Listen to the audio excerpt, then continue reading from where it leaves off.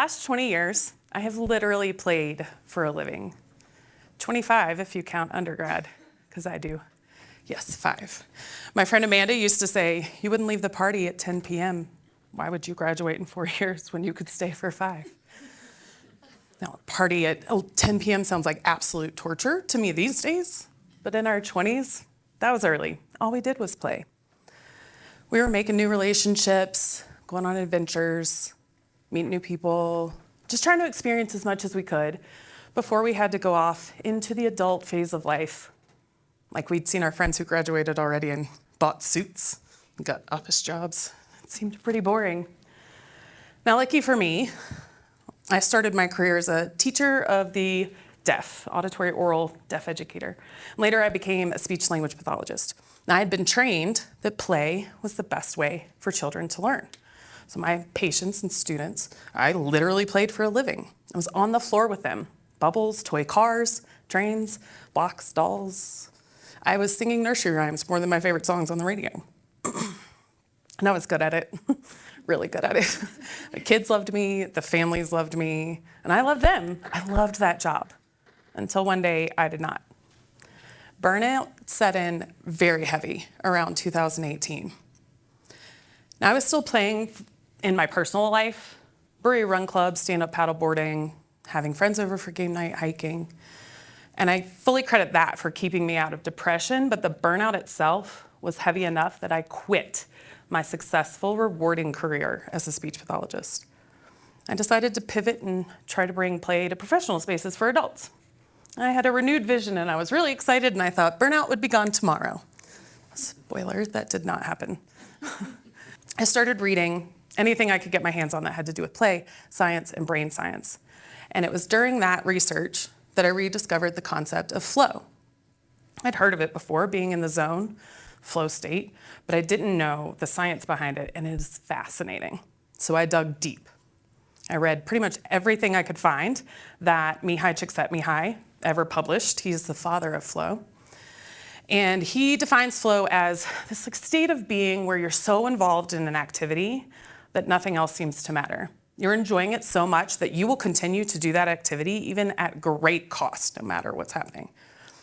Stephen Kotler, a journalist turned researcher, later defined it more recently as a state of optimal consciousness where we feel our best and perform our best.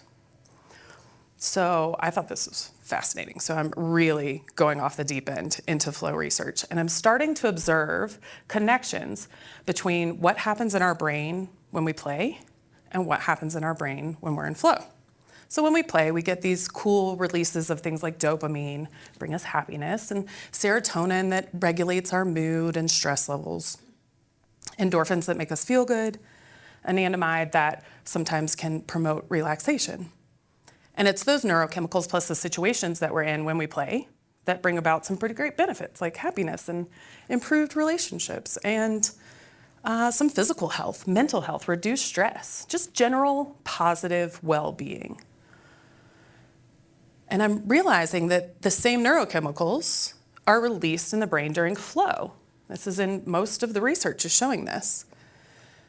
But the benefits of flow are far more significant. So you get all that positive general well-being stuff, but you also get improved memory, increased neuroplasticity, heightened focus and attention. We can be 400 to 700% more creative when we're in flow, and 5 times as productive when we're in flow. So what's the difference between play and flow if we get the same neurochemicals? Well, play is just one state, and flow is a cycle of 4 stages: struggle, release, flow, and recovery. So I'm gonna go through these stages here, but they're a little bit to talk about. So please meet my imaginary friend, Devin. She's joining us on the stage.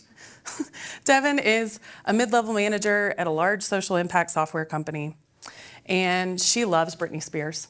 She wants to go to Italy next year, and she's really bad at remembering her passwords. She's been at her job for a little while now. She's pretty good at it, and she really likes it. So Devin has been tasked with creating an onboarding workflow with a duplicable standard operating procedure. And she knows that this is something that she can complete in flow. So let's see how she moves through each stage. The first stage, struggle. Devon's going to be reviewing the old workflow. She's going to be gathering feedback from coworkers about what worked and what didn't, logging all that data, figuring out what tech stack to use to finish the project itself. It's hard work and it's quite boring.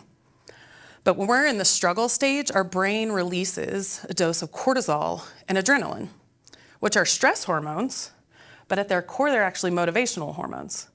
So Devon is fully motivated to move through those boring, hard tasks. Second stage, release. She's going to release herself from the stress of the struggle tasks. Now, Devon knows the power of play, so she's actually going to get up out of her office, walk down the hall to the Lego table that the company has in the office. She's going to build some trees for a little while, completely releasing herself from the stress. And when she does that, her brain is going to release nitric oxide, which actually flushes all the cortisol and adrenaline and the stress out of her body, perfectly transitioning the setup for the next stage, the third stage of the flow cycle, which is called flow. That's what we know of as the flow state. Now, some of us have actually probably moved through this release phase and not realized it when we take a break and we take a walk or we take a shower and we get a really great idea. This happens often enough that waterproof shower Post-it notes exist. So if you get those great shower ideas, grab some of those. So we're transitioning into the third stage, flow. The coolest thing that happens during this stage is called transient hypofrontality. That's your $84 word. Write it down. You can share it with your friends and family later. Listen to what I learned today. Transient meaning temporary, hypo meaning lower, frontality referring to our prefrontal cortex. So we're going to experience a temporary reduction of that area of our brain. What's that area of our brain do? It controls our executive function.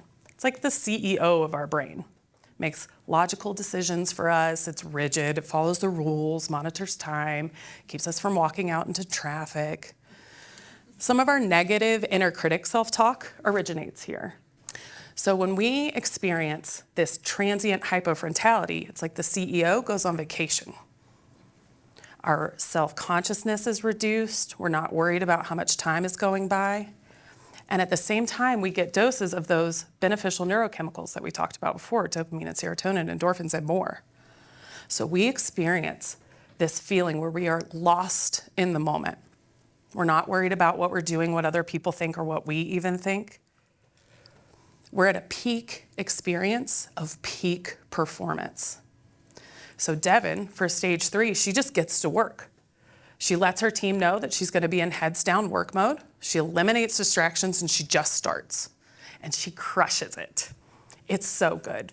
She finishes 6 hours worth of work in about 2. And she only thought 1 hour went by. She didn't even touch her coffee. And it's finished. It's excellent. Her team is going to be so pleased with this project. But this peak experience is essentially a high. We have to come down. We cannot stay there forever. So we come down, sometimes even crash, into the fourth stage of our flow called recovery. And this stage requires rest and play, and it may not be surprising to know that I've dedicated my life's work to sharing the power of play with people. This is the most important stage. During the recovery stage, that prefrontal cortex resumes its normal function. The CEO comes back in the office, back from vacations, getting loud again. At the same time, all those neurochemicals that we had start to drop back to baseline and maybe even a little bit below. So Devon starts to feel a little blah, melancholy, maybe even a little tired. The stage does not feel good. It's essentially a detox. And our culture and society have taught most of us just to push through those kinds of feelings. Don't worry about them. Just get back out there. Get back to work already. And we ignore our inherent vital need for rest and play. But Devon knows the secret. So she scheduled an afternoon nap, and she's going roller skating at her favorite park later this evening. So allowing our brain and body to rest after the flow state, that third stage, can prepare it for the stress of the next struggle phase, but we cannot forget about how we're feeling mentally and emotionally with that drop in those feel-good hormones. We cannot neglect our well-being. To optimize, to access that optimal experience of flow, We have to get into flow regularly. We have to practice. But to do so sustainably, we have to move through each of the 4 stages. And to do that most easily, we have to play. Actively engaging, skill-balanced, optional yet beneficial play.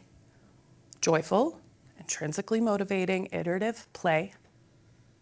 Low stakes, seemingly purposeless, solely enjoyable for the sake of being enjoyed. Play. Great. Play is the answer. A lot of you are probably thinking, okay, well, I'm a grown-ass adult, so what is play supposed to mean for me? And that is very valid and common. Is we have been so far removed from play and enjoyment in this, our modern society, that it's hard for us to identify what we like to do just because we like to do it. Not to mention that to-do list that is 1 mile long and your packed schedule, and somebody's telling you, well, just take up pickleball or take guitar lessons. Nobody has time for that. So I challenge you to shift your mindset away from the fun and games of play to playfulness. This is the ability to reframe any situation to be interesting, entertaining, or stimulating. I'd like you to welcome Devin back to the stage. Everybody see her? Good. Devin's going to share some ideas about how to add playfulness to our daily routine. Devin's really bad at remembering her passwords, so she likes to make that a little more entertaining by singing it to her favorite Britney Spears song. My password is capital B, Britney, 824 pound. I will remember that special character. She can also make doing her household budget a little more interesting by thinking about her why she wants to go to Italy next year. She wants to manage her money better, so she needs to do her budget, even though it's so boring. Makes it more interesting by grabbing a glass of Chianti, picturing herself on the Italian coast while listening to an Italian restaurant playlist. She can even make going to the doctor's office a little more stimulating. Instead of doom scrolling her phone, she grabs a magazine and sees how many words that she can translate into Italian. So once I understood this deeper relationship between play and playfulness and how it fit so inherently into the flow cycle and started to apply that to my work, I was getting into flow regularly in my research, in my writing, in moving elements around in a Canva presentation. No one should do that for 2 hours, but I have. I started to experience true meaningful joy in my work, which directly carried over into all aspects of my life. It was my burnout remedy.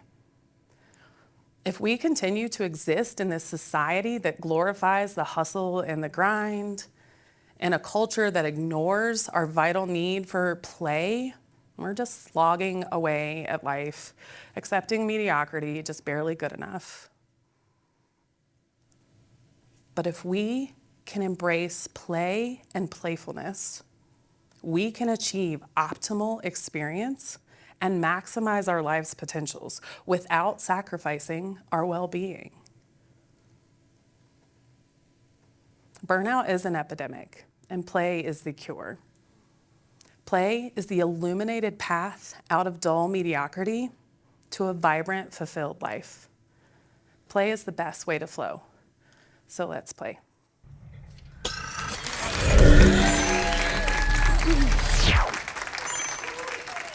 Thanks, Sophie.